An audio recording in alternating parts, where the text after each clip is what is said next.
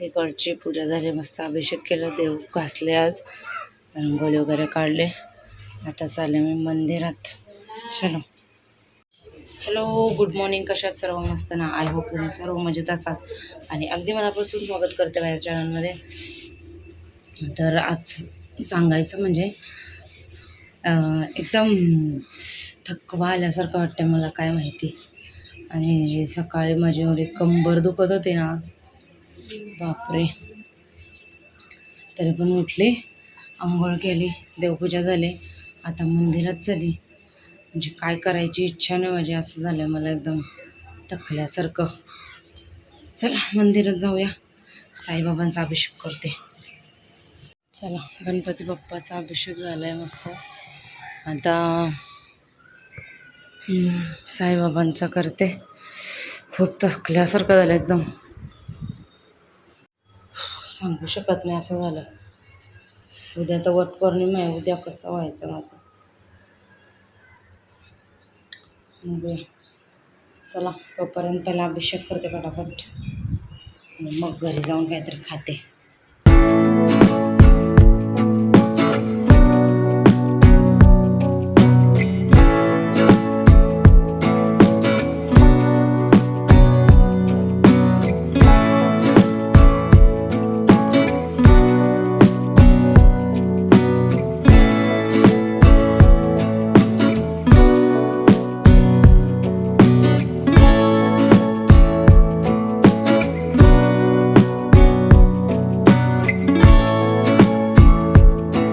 गौरांश इकडं उभा राहणे, खाडीवर चाललाय. जे खाडी यांनी विकत घेतले ना, तिथं चाललाय. सगळी येतात तिथं, म्हणजे दादाला वगैरे बोलवलंय आणि यांचे मित्र आहेत आमच्याच इकडचे, तर ते येतात आणि थोडंफार पैसे पण निघतात यांचे, टाकलेत ते. तर थोडंसं बरं वाटतं मला, जरा बोला तयारी करते आणि मग आईनं मदत करते जेवणाला. एक तर टाकलं मी, यांनी काय कपूर आणि दुसरं काय तरी होतं ते टाकलं, वाटण होतं. तर आता खोबऱ्याचं कांद्याचं असं वाटण करून देते. बाकी काम तर माझं आहेच अजून. झाडूने मारला कुठंच, लादी नाही भुसली, लादी भुसायचे ते सर्व. त्याला दिलेत गौरांशला, कुठं गेला, कपडे दिलेत आणि 2 कुरकुरे घेतलेत त्याने. मामा येईल, मस्ती करू नको हां.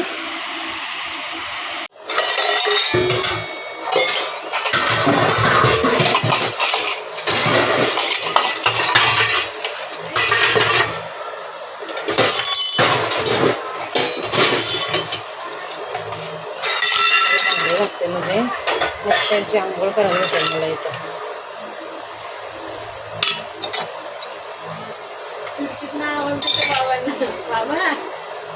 बाहेर जातो त्याला. सकाळी मस्त पाऊस आला, तर पडत होता, म्हणजे एवढा जोराचा नाही, रात्री नाही. सकाळी काय माहिती किती 6 वाजलेले आलेला रात्री. किती वाजता? 5 ते 6 वाजता पडत होता.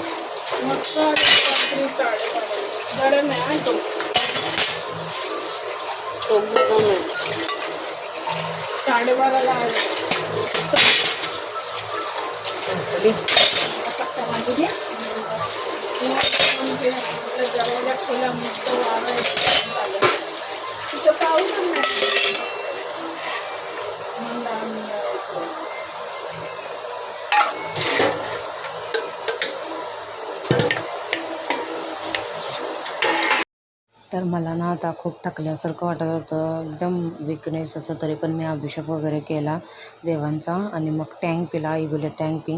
लिंबू सरबत पित होते मी, पण टँक पिऊन टाकला. बसले जरा आणि एनर्जी घेतली जरा. आजचा दिवस असाच गेला, त्याच्यामुळं मी व्लॉग जास्त शूट केला नाही.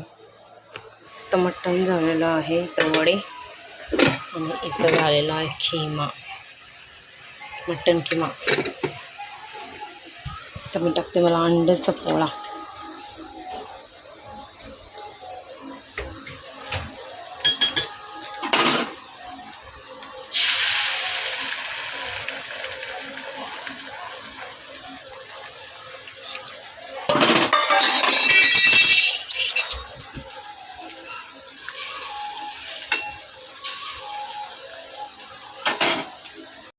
तर मी 2-3 भाकरी बनवल्यात, कारण इथं वड्यांचं पीठ बाकी आहे एवढं, म्हणजे 2-3 तिघंजणं खातील एवढ्या.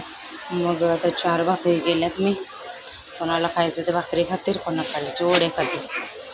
आमच्या भाऊंना तर आमच्या भाऊंना नाही सासूरवाडीला जाणार आहेत ते, तिकडे पार्टी आहे त्यांची.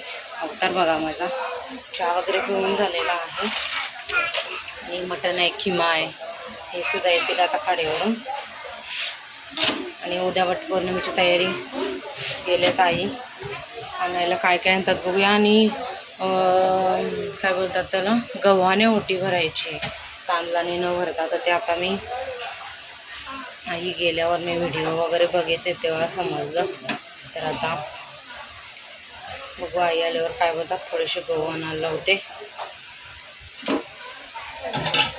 आणि उद्या बघूया, मला भेटलं तर बघायला भेटेल तुम्हाला ब्लॉग. आणि दीपाली उद्याच येणार आहे, तर दीपाली पण तुम्हाला उद्या बघायला भेटेल. आणि थांबा, गहू वापरायचे, ओटी भरायला गव्हाने ओटी भरायची आणि आंबा तिथं.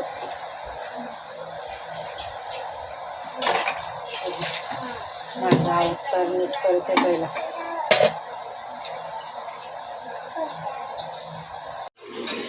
₹35 नारळ 3 का आणले? काय नारळ साहेबांना त्या कुठं पोजणार आहेत? सगळं 3 आणलंय. त्यांना ओटी पण नाही भरायची, ताईंना कुठं ओटी भरायची? पाया पडायचं आहे तिला.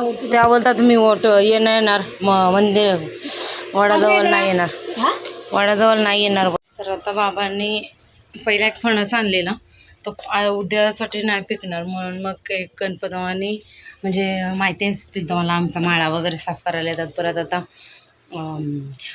फणस साफ करायला, म्हणजे काय म्हणतात ते काढायला आलेत. तर त्यांनी मस्त 100 रुपयाला आणलं, तुम्हाला दाखवते. एवढीशी घरी आता 100 रुपयाला भेटेल, पण अख्खा फणस 100 रुपयाला तुम्हाला दाखवते.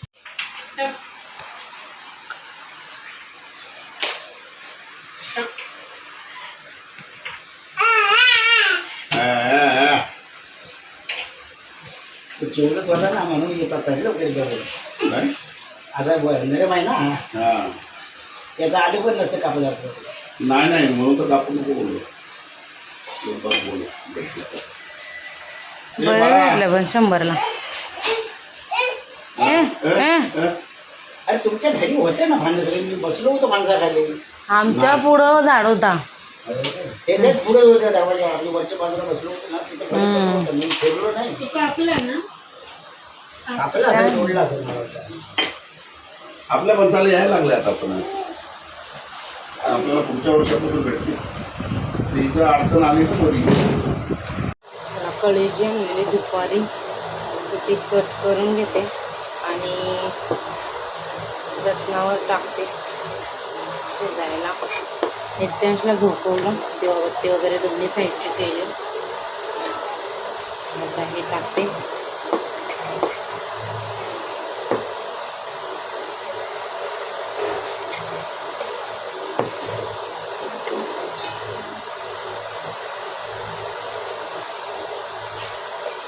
लग्न झालं ना, किंवा काय बोलतात, त्या एखाद्या परिस्थितीमध्ये माणूस गेलं ना, त्याशिवाय शिकत नाही. आता लग्नाच्या अगोदर हे काहीच नव्हतं माहिती, कसं कापायचं, कसं काय नाही. आता हे सगळं येते, म्हणजे एखाद्या परिस्थितीत पडताना माणूस त्याशिवाय शिकत नाही. झालं आता कापून.